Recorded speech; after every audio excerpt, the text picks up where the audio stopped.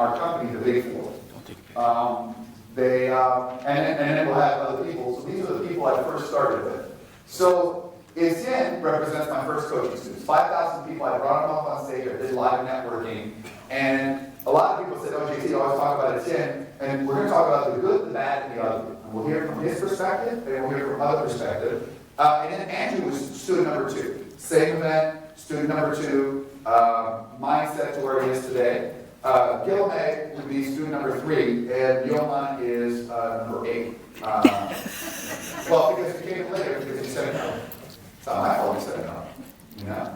So, all 4 of these people, in terms of my life, have a very important component. I consider all 4 of them some of my top 8, which was 8.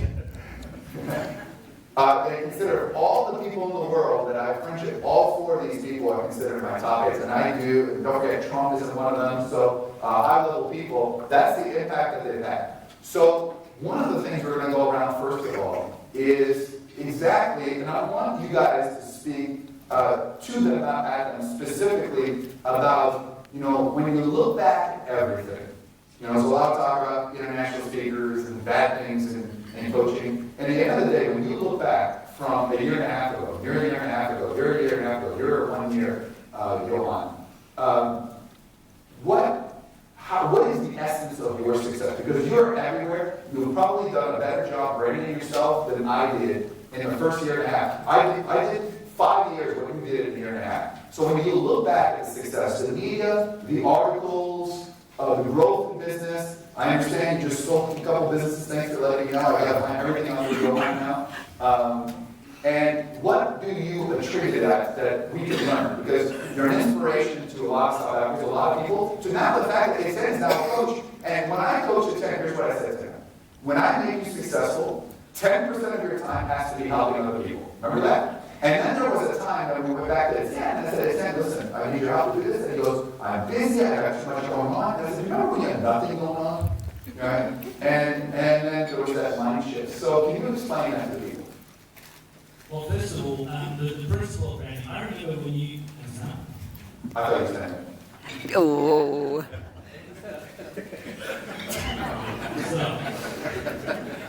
You sit down?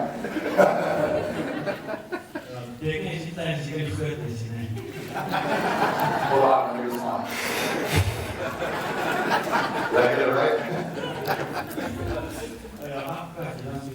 Anyway, I think one of the most important things is the day you walked up on stage at the Success Summit a year and a half ago, it was one specific thing, and within 1 second I realized that what you had done in your life, when you got out of the Trump helicopter, you were branded at such a level that 5,000 people literally shook the room as they stood up.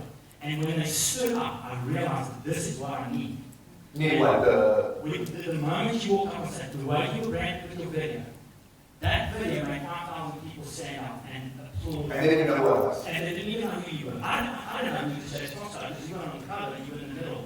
Apparently, It was a last second episode, 1 week before. And when they stood up, I realized that there was something that you did that made 5,000 people stand up, and I wanted that. And that's why I went to the front of them and said, there's no way that I cannot be coached by you. So what I learned from you is the way you brand yourself creates that funnel, which is like this for people, because you're in this side, and you're always trying to push through to get to the top. But what branding does, it changes the funnel, it turns it upside down, so all the deals get funneled to you. And as soon as those deals get funneled to you, that's when the real momentum starts, like a rock with momentum. And one of the biggest successes that I've achieved is literally just turning around the funnel.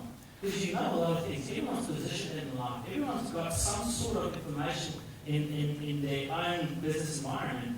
But the problem is, you're still struggling to get to the top. You should be at the bottom and just wait for everything to filter through. And the only way to do that is what I saw that day when 5,000 people just shot up and like, applaud this guy. I don't know who he is. So the first lesson that we'll do if you guys write the notes is number 1, how am I instantly different? How am I instantly different? So when I come, how do I stand out from everyone? It's not to say, just in general, how do I cut through the clutter? And I explain that, why it is. Yeah. So in the 50s, right, it was called the Industrial Revolution.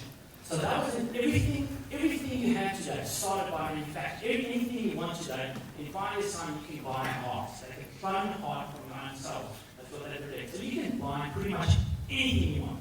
Then we came to the information era, the 90s, where you can Google anything. You don't need to be a person that knows the stars. You can just go on Stargazer and it'll tell you every single star out there, which means you've got any single product, anything you can think of, you can buy at any given moment. You can Google any bit of information you ever wanted. The problem is you don't know because there's too many things to choose from, which takes us to the next generation. And this is what we're in right now. That's why women are going to use a lot. It's the emotion era. So if that 1 second that a guy walks up on stage does not impress you, you won't buy and sell. So it's that split second, the emotion era, that's going to drive your business. And you need to know how to touch on that 1 second for a person. Otherwise, they just Google something. They just buy from another guy. It doesn't matter.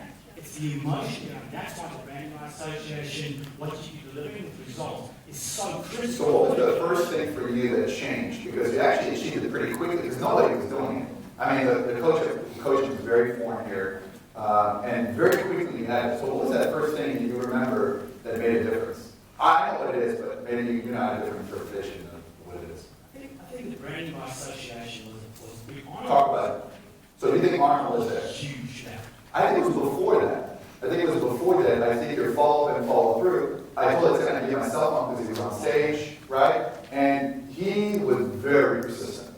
Like, code for it. You know what I mean? Like, woo, you know, so much so I wasn't sure. He picked me up at the airport, and then he basically set up a meeting with me. It was really weird. Like, I'm off the plane, I didn't expect it. He set me a meeting with someone that does big events or anything like that. And he set up that meeting. So I'm not off the plane. So already he's adding value. And he's saying, and I can do this, and I can do this, and I can do this. And immediately, he actually had listened to my program, and everything I talked about, he was already doing. And I knew what he was doing, which was very, very smart. To me, that was the first thing that he did. So he took the information quickly and he implemented it. He added value. He set up a meeting for me. So that made that. And in addition, they had booked me a hotel at the Mid-Rand Executive. Cockroaches not included, but definitely present. And what Etienne said to me was, you don't want to stay there. Now, my people, we don't know what's left, you know, in the executive hotels. You know, sounded good until we got there. And while I was speaking on stage, what happened is Etienne booked me a place.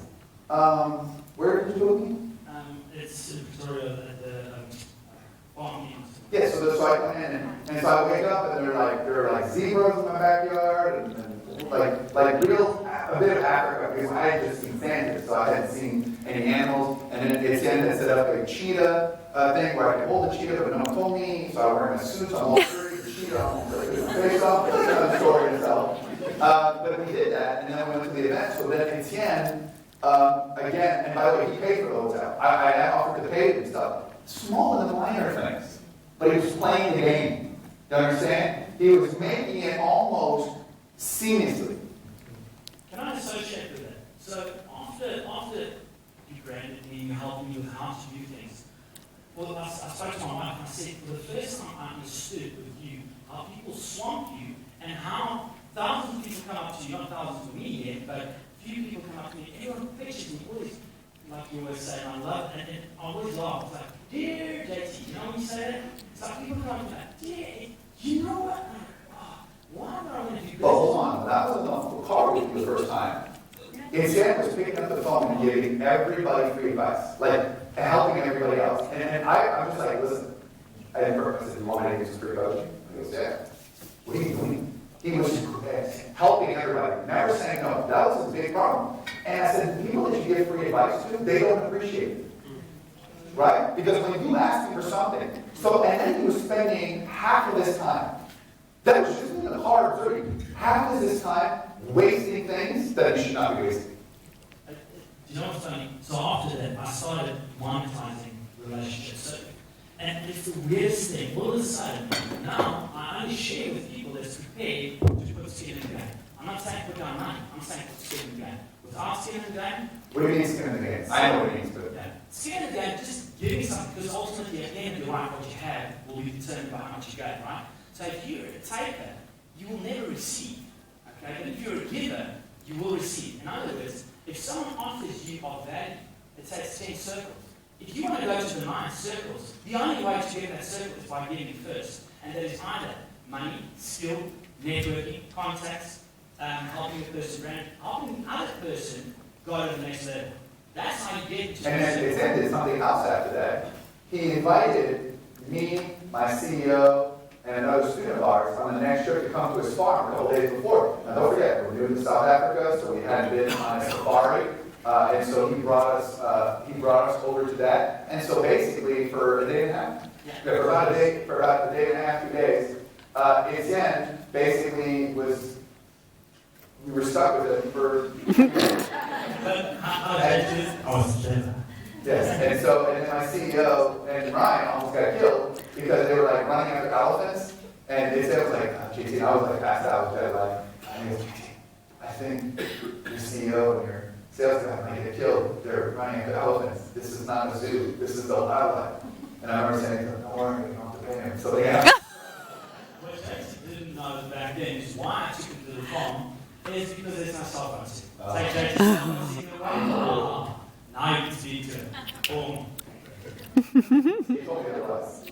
Just 10 miles, 10 kilometers away. So, to me, that was the changing part. Another changing part of Etienne was the problem is that at that point, it's like, you know, sometimes people, they go through puberty, they have changes and they know what's happening.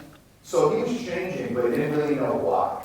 And he didn't know how, and so change was making him uncomfortable. It wasn't until we put him to Mega Partnering 7 in America, in LA. I mean, first time in America at that point, right?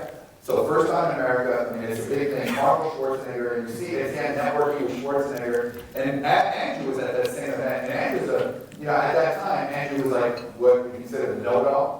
And Andrew was in the last row of Mega Partnering 7 and barely did interaction. He felt very much out of his element. I'm sure he'll touch upon that. And I remember saying to him, once you get out of South Africa and you meet the world's most successful people, you'll instantly realize that you're no different than anybody else. In fact, you have a lot of potential. I mean, if I told you for some of you that you're actually better and think more differently than some Americans, you wouldn't believe me until you actually know where those people say, we're just the same.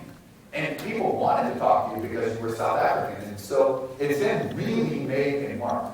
So to him, the initial success, and we'll get back to the second stage, but the first stage was he found me, he took action, he added value, he never asked for anything. Ever. Etienne came from a place of service.